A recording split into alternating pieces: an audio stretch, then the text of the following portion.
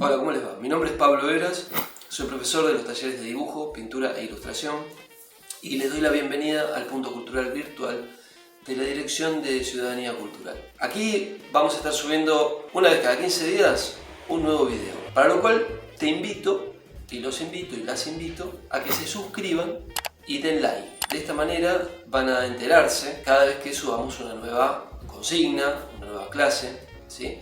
Bueno, a continuación los dejo con la descripción de la clase. Bueno, vamos a hablar de estructura. En general, nosotros en los diferentes ejercicios que fuimos viendo, hablamos más que nada del concepto, de algunas ideas detrás del hacer y también de la técnica. Hablamos muy poquito acerca de la estructura. Y el ejercicio que hoy les voy a proponer es empezar a pensar que una de las cosas más importantes dentro de lo que es el estudio del dibujo es poder ver más allá de la superficie. En la superficie está lo que llamamos la forma. La forma, que es lo que primero llega a nuestros ojos, está sostenida por lo que llamamos estructura. La estructura es un elemento complejo y abstracto. Complejo, ¿por qué? Porque se rige por un montón de elementos al mismo tiempo, entre ellos la relación de tamaño, la conexión entre puntos salientes y la geometrización también. Entonces, nosotros como dibujantes lo que tenemos que tratar de hacer es empezar a pensar que cada cosa que dibujemos, y sobre todo cuando la estamos inventando, imaginando, pero cuando la observamos también tenemos que tratar de entender cuál es su estructura, ¿sí? Y hay diferentes tipos de estructura. Está la estructura que se utiliza para el mundo de la construcción más imaginaria, que es una estructura más, podríamos llamar más académica, en la cual todo objeto tridimensional debería ser entendido en su forma completa, incluyendo aquellos sectores que no se ven, ¿sí? Por ejemplo, pensar en una botella como un cilindro, y ese cilindro me deja ver la base y me deja ver el interior y lo que sucede si esa botella tiene una forma en particular del otro lado. Todas las transparencias son importantes a la hora de esquematizar si lo pensamos de manera académica. Cuando hablamos de la estructura en el campo de la observación es otra historia, porque la estructura desde la observación no nos obliga a saber qué es lo que sucede del otro lado, de lo que veo ante mis ojos. Simplemente nos pide que comprendamos la relación de tamaños en un plano bidimensional. Bien, dicho esto, es importante entender que a la hora de entonces de esquematizar, o sea, construir a través de esquemas, estamos utilizando lo que se refiere más a lo académico. Para referirnos a lo académico, probablemente necesitemos también conocer aquella cosa que voy a dibujar desde varios ángulos, ¿sí? O relacionar aquello que voy a dibujar con algo parecido y que yo lo conozca de varios ángulos. Eso siempre es importante. El conocimiento de la cosa, la fotografía sola, como una única vista, no es suficiente para el conocimiento de aquello que vamos a dibujar. Claramente tenemos que asociarlo a cosas que conocemos. Por ejemplo, un cuerpo humano, si yo no he dibujado cuerpos humanos en diferentes ángulos, cuando vea una figura humana, por más que la vea desde una foto, probablemente me cueste comprenderla en su tridimensión. Entonces, la comprensión de las tres dimensiones viene a raíz de la observación de las tres dimensiones,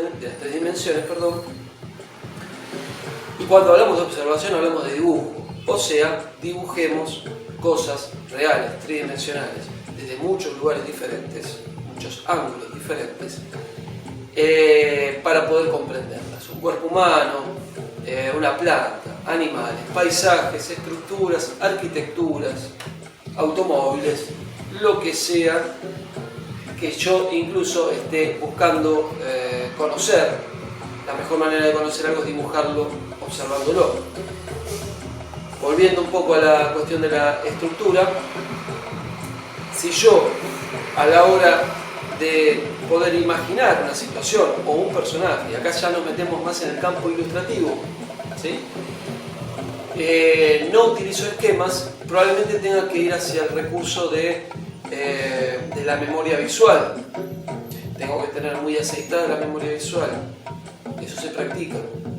Hubo uno de los ejercicios en algunos de los videos en los que trabajamos memoria visual.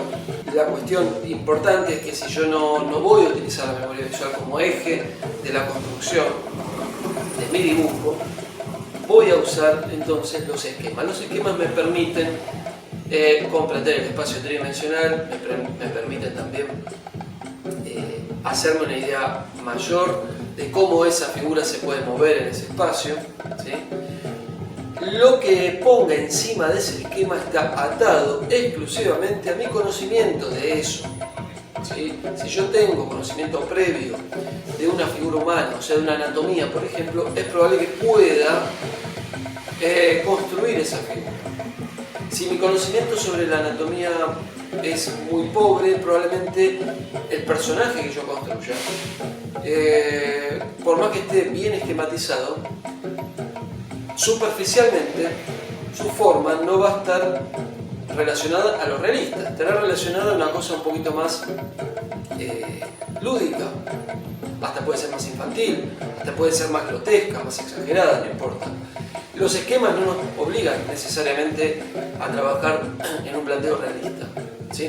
Lo que pasa es que cuando uno arranca en el camino del aprendizaje, arranca desde una mirada realista para poder, a partir de eso, modificar según la preferencia, ¿sí? Algunos decidimos quedarnos en un campo más asociado a la realidad, relativamente, y en otros casos prefieren ir por un lado un poquito menos tangible, menos realista, menos tridimensional, ¿sí? Bien, ambas cosas son interesantes, ambas cosas sirven como propuesta de dibujo. Lo que sí es interesante es que no nos confundamos. El dibujar desde la nada sobre una superficie en blanco, sin estructurar ningún tipo de eje o de esquema, está muy asociado a la memoria visual. ¿Qué quiere decir? Uno construye la imagen en la cabeza y la puede volcar, aunque no haya hecho ningún esquema. Pero el esquema nos va a permitir dialogar con el trabajo, corregirlo, modificarlo. Hacer esquema no significa hacer las cosas perfectas, significa ponerse en cuestión, definir cosas, modificarlas. Puse un brazo acá, lo muevo las articulaciones. Dibujé un objeto de un ángulo, no me gustó, cambio el ángulo, muevo ese objeto con los esquemas. Entonces, el diálogo con el dibujo también es importante para el aprendizaje, incluso cuando estoy dibujando desde la imaginación, ¿sí? Pero recordemos, por último, para empezar con los ejercicios, que la imaginación está atada literalmente a nuestra capacidad de observación del entorno que nos rodea, ¿sí? El entorno, hablando objetos, animales, plantas, paisajes, etc. Muy bien, vamos a empezar con el dibujo de un objeto desde la imaginación. El primer paso es diseñar este objeto, que va a ser una pava, en una vista lateral, ¿sí? Para diseñar esta pava, probablemente lo más conveniente sea haber visto una pava, haberla estudiado y conocer el elemento. Si no lo conocemos, recurrimos a la observación. Para lo cual, una vez comprendida esa forma, hacemos un planteo imaginario de este elemento visto de costado. Esto nos permite entender los tamaños generales y las formas y volúmenes generales. El asunto va a ser que, partiendo de esta imagen, trataremos de hacer un planteo esquemático en 3 dimensiones. O mejor dicho, la simulación de las 3 dimensiones en el plano, utilizando esquemas. Bien, como se está viendo, lo primero que hacemos es entender cuál es la forma geométrica que encierra, cuál es el rectángulo o cuadrado que encierra la figura.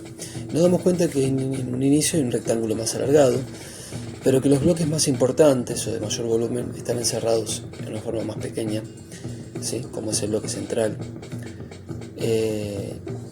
Y al mismo tiempo no es cuadrado totalmente, pero es casi cuadrado. A partir de ahí, lo que vamos a tratar de entender son los tamaños que ocupa cada sector. Ubicar un eje central.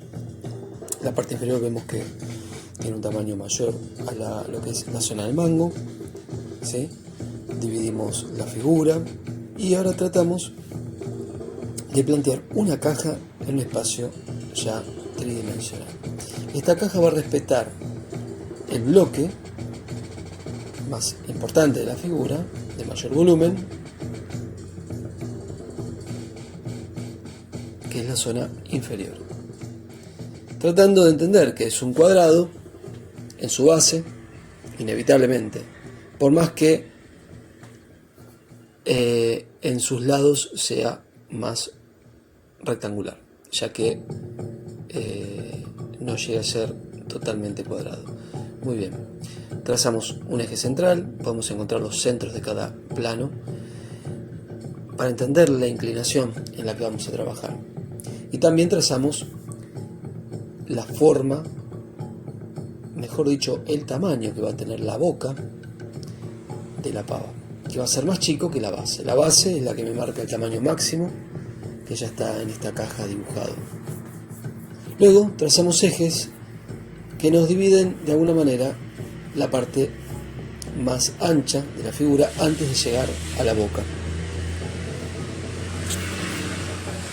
A partir de ahí vamos a tratar de entender lo siguiente.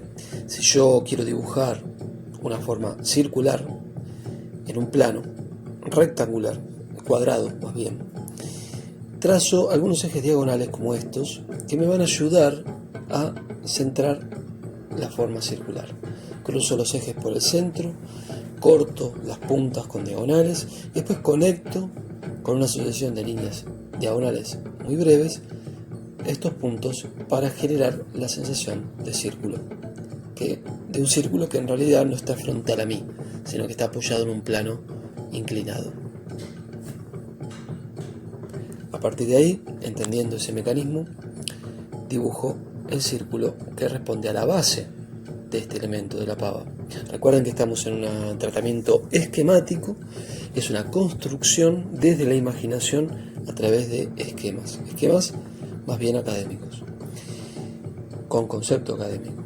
¿Por qué concepto académico? Como decíamos antes, porque dibujo incluso aquello que no veo, para poder quedarme con la línea final, apoyándome en una estructura abstracta. Ahí es donde dibujo la forma de la boca, ¿sí? Y también la zona más ancha, que se conecta con los laterales. Bien, tenemos la estructura. Por ahora la estamos viendo un poquito alargada. Al final de la imagen de este dibujo, probablemente modifiquemos ese tamaño. Porque acá hay que aclarar una cosa. Hacer un esquema no significa que es algo inamovible, ¿sí? Es algo que uno va construyendo. La construcción implica pensar, corregir, modificar. Muy bien. Ahora, por ejemplo, tengo que entender que el bloque de la manija, si yo viera la pava desde arriba, tiene esa forma, ¿sí? Entonces, como yo tengo una caja inferior, incluyo en la parte superior la caja que contendría, la manija, ¿sí? Y de esa manera aparece el espacio donde va a ir construida esa forma. De esta manera, analizando mi dibujo lateral, voy trasladando las formas, tratando de adaptarlas a esta profundidad. Claramente, para poder trabajar con sensación de profundidad o perspectiva, es necesario tener prácticas acerca del movimiento de los bloques en perspectiva. ¿Sí? Eso podrá ser visto quizás en un futuro video. El que no lo sepa, trate de indagar, ya que es fundamental a la hora de esquematizar poder mover los bloques en un espacio y que se comprendan con la perspectiva apropiada. Eso siempre y cuando hablemos de la creación desde la imaginación y buscando un tipo de dibujo convencional, o sea, reconocible, ¿sí?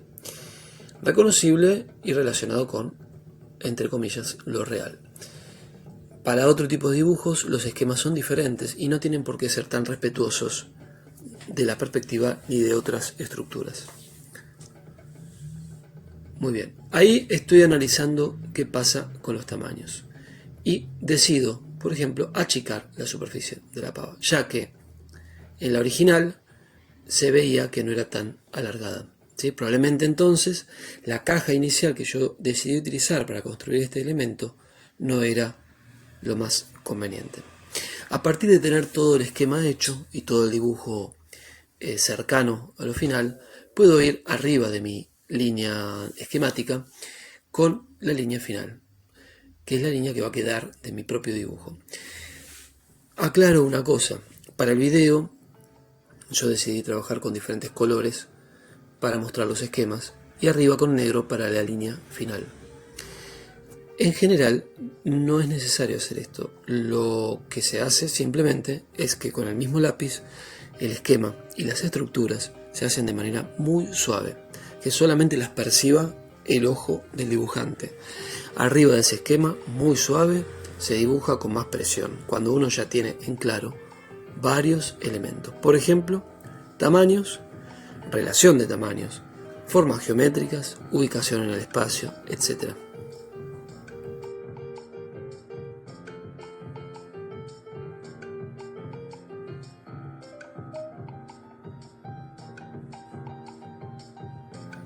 Aquí vamos con otro tipo de dibujo basado también y apoyado en el esquema, ¿sí? En realidad volvemos a hacer otro objeto, en este caso una bicicleta, ¿sí? De esta manera, primero hay que comprender la estructura esencial de una bicicleta. Yo en este caso la estoy imaginando y utilizando los recursos que tengo de mi memoria visual, ¿sí? O sea, yo ando en bicicleta, recuerdo cómo es una bicicleta en términos generales. Pero, de no ser así, lo importante primero es ir a observar una bicicleta y entenderla, analizarla. A partir de entender la estructura, la construimos. Y lo primero que hacemos es la vista lateral, simple, con líneas. En estas líneas miro y veo, obviamente, las dos ruedas alineadas, el mismo tamaño en este caso, asiento, manubrio y el cuadro, con esa forma triangular de dos triángulos sumados, que me van a permitir conectar el sector de las ruedas. Para lo cual nosotros lo que tenemos ahí es una estructura basada en tres partes. Primero, un rectángulo que contiene las dos ruedas. Segundo, cada rueda, mismo tamaño y un espacio en el medio más chico que las ruedas, ¿sí? Eso es como la esencia, digamos, el eje mínimo básico para poder construir esta bicicleta. Luego, cada rueda con sus ejes. Y el triángulo y los triángulos del cuadro, ¿sí? Ejes centrales. Teniendo estos tres elementos fundamentales, lo demás se puede deducir de manera un poquito más simple. Eso no significa que sea fácil. Incluso la bicicleta que yo terminaré dibujando aquí tiene algún sector con bastantes problemáticas. Acá el tema es el siguiente: uno, cuando hace un esquema, tiene que trabajar de manera muy suave. Para este video tuve que apretar mucho el lápiz para que se vea, ya que el lápiz dibujado suave con esta cámara no se percibe. Por ende, al dibujar apretando me resulta difícil borrar y modificar, ¿sí? Esto significa entonces que los esquemas básicamente hay que tener en cuenta que son modificables, son totalmente para ser corregidos, ¿está bien? No es algo que quede inamovible. Uno lo hace, se equivoca, lo modifica. En este caso yo no modifiqué por el motivo que recién les contaba. Primer planteo, prisma que contiene las dos ruedas, ¿sí? Con el grosor que le voy a dar a las dos ruedas. Un eje central. Ahora yo sé que esas dos ruedas no ocupan el total, sino que son dos partes y hay una parte en el medio, un vacío en el medio, que es donde va a estar el cuadro. Por ende acá en este prisma finito y alargado, dejo segmentado la parte interna, ¿sí? En los rectángulos que me quedaron para las ruedas, hago la división de los ejes, como hice en la vista lateral, a la mitad, teniendo en cuenta el ángulo de la perspectiva. Muy bien, a partir de ahí tiro algunos ejes diagonales que me ayuden a entender la circularidad de esas ruedas y empiezo a darle forma, todavía esquemática, al círculo frontal de cada rueda, ¿sí?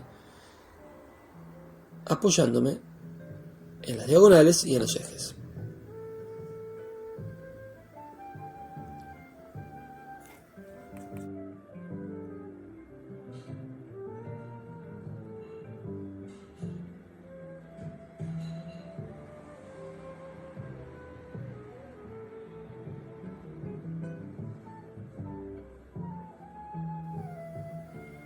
Muy bien, entonces a partir de ahí paso también a la segunda rueda, porque al tener las dos ruedas ubicadas y por superposición y transparencias será más sencillo construir la bicicleta, entendiendo los volúmenes y el punto de apoyo, ¿sí? El primer planteo de una rueda lo hacemos de manera simple, lineal, sin volúmenes, porque necesitamos entender la ubicación y el tamaño, ¿sí? A partir de ahí, por ejemplo, empiezo con la ubicación lineal de la forma geométrica del cuadro, que son estos dos triángulos conectados entre sí.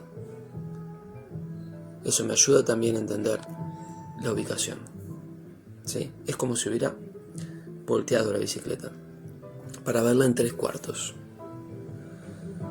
Muy bien. Van los caños. Los caños los entendemos de esta manera. Hacemos un círculo en el extremo, un círculo al final y los conectamos. De esta manera entendemos esas formas como un caño. Y cada forma del cuadro la transformamos en pequeños caños, ¿sí? Tratando de encontrar la lógica que responde a la construcción de la bicicleta.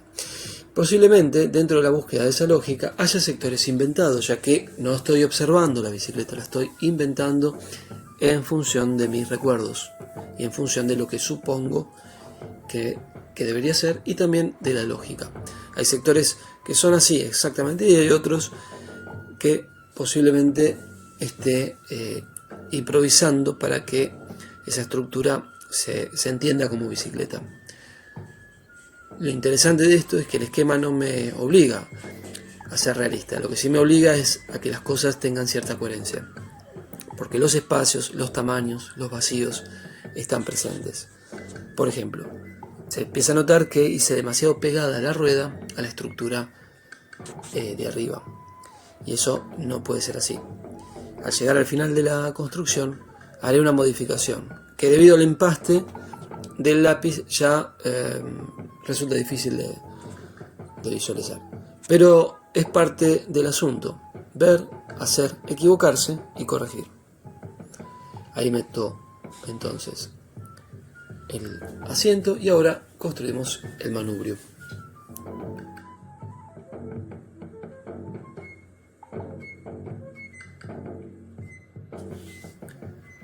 El manubrio va arriba de todo lo que ya está planteado. Por eso el mundo del esquema es superposición de volúmenes uno arriba del otro, ¿sí? Por más que ya haya dibujado lo de abajo, tengo que superponer. Por ende, claramente hay que trabajar muy suave. No con la oscuridad ni la presión que estoy trabajando en este video. Seguimos entonces con la construcción del manubrio. En este caso hice un manubrio derecho para no darle más vueltas, pero claramente podría ser más interesante haciendo algún tipo de curvatura. Pero lo hice de esta manera también para que se entienda que está superpuesto y no se confundan las líneas con el resto de la estructura, ¿sí? Una vez que tengo las formas generales planteadas, recién ahí procedo a lo que es la línea final. Si esto lo hiciéramos con un solo lápiz, estaríamos hablando de que todo esto estaría dibujado muy suave, sin apretar, y al final, con el mismo lápiz, se estaría apretando un poco para que la línea se vea más definida y que la línea del esquema quede perdida y borroneada detrás de la línea final. En este caso, simplemente lo que hice fue poner una línea más oscura para que se entienda la diferencia entre el dibujo final y el esquema que queda por debajo.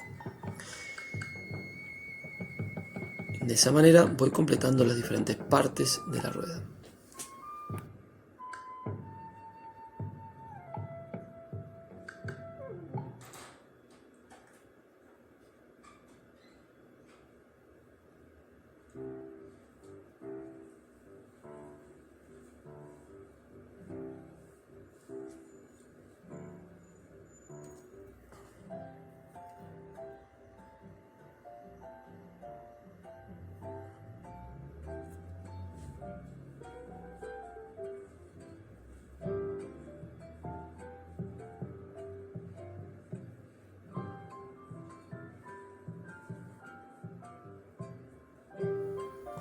Vamos ahora a plantear el uso de los esquemas en la figura humana, haciendo una mirada muy general, pero para entender el sentido de la utilización de esquemas.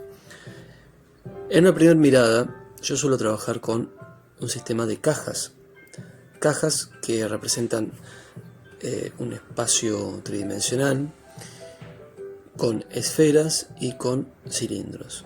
De esta manera genero las articulaciones de un cuerpo a través de estos objetos encastrados y en movimiento.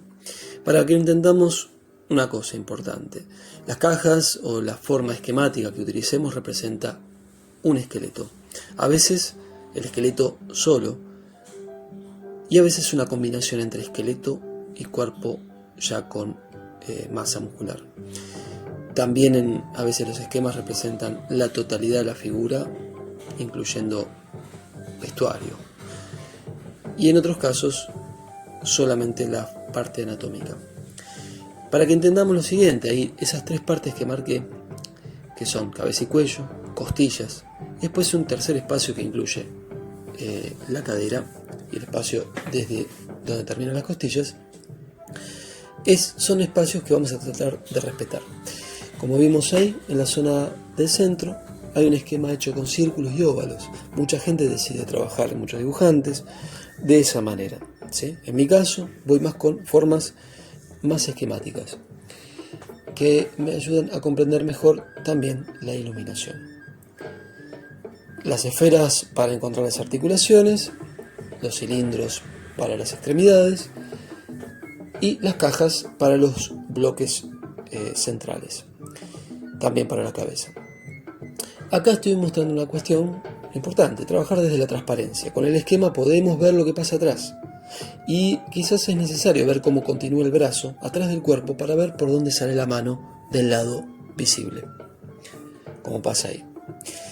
Una vez que tengamos los esquemas generales, no nos olvidemos que estamos representando el esqueleto, que acá lo dibujo para que se entienda a qué me refiero, pero no es necesario dibujarlo a la hora de plantear la anatomía. Sí es necesario conocerlo, si es que vamos a inventar cuerpos humanos, o cualquier tipo de cuerpo humanoide. Recuerden que estamos en el terreno de la imaginación, pero la imaginación atada al conocimiento previo.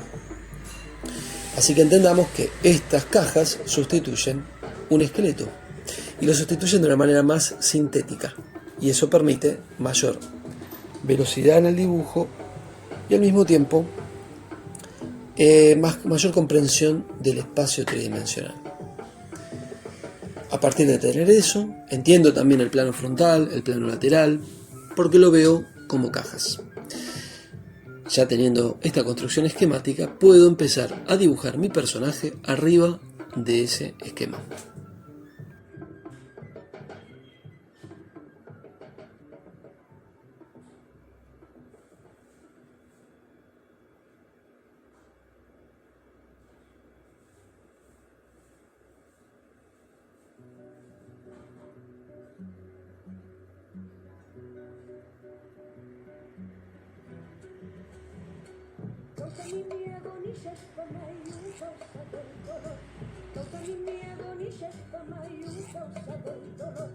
Por una preciosa flor, son coita martirillas, pai. Por una preciosa flor, son coita martirillas, pai. Veamos ahora qué pasaría con un esquema en una cabeza. También importante observar cabezas humanas, reales, de frente, de perfil, de 3/4, desde atrás. Entendiendo eso, hay una serie de esquemas y estructuras que podemos utilizar. Yo suelo usar formas más geométricas y planimétricas, pero hay quienes utilizan óvalos también para construir la forma de la cabeza. En este caso, arrancamos desde un plano dividido por un eje que me va a dar el centro de ese rostro, el espacio geométrico para la nariz, y dividimos también en esas 3 partes, 4 en realidad, que son para la frente, el sector de la nariz y el sector de la mandíbula, y también un sector similar para el volumen del pelo más el cráneo. En este caso, tenemos formas esquemáticas simplificadas que nos ayudan a entender dónde están las partes y qué volumen y cómo estos volúmenes se mueven en el espacio, ¿sí? Metemos los ojos los entendemos como esferas, por más que no lo sean exactamente, pero nos ayuda a comprender su volumen, encararlos de esa manera. A partir de ahí ya sé que en los huecos oculares van esas 2 esferas que me ayudan a entender. A partir de este esquema lo que voy a hacer es darle forma. Recordemos que el esquema no es la forma definitiva, el esquema es la base. Arriba de esa base, iré con la forma superficial, que en este caso decidí hacerla más femenina, ¿sí? Esto obviamente es muy relativo, cuánto es femenino, cuánto es masculino, pero hay características que inconscientemente se asocian para un lado o para el otro. En este caso, el mismo esquema nos puede servir para ambos tipos de cabezas, tanto para mujeres como para hombres.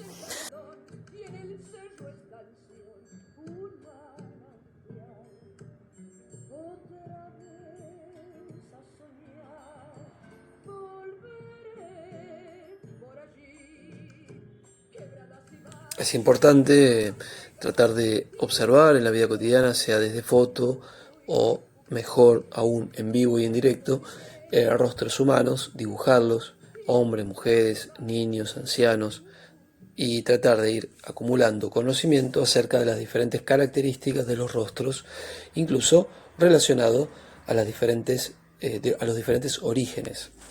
Una cosa importante, ¿es necesario saber cómo es el cráneo humano para poder construir cabezas?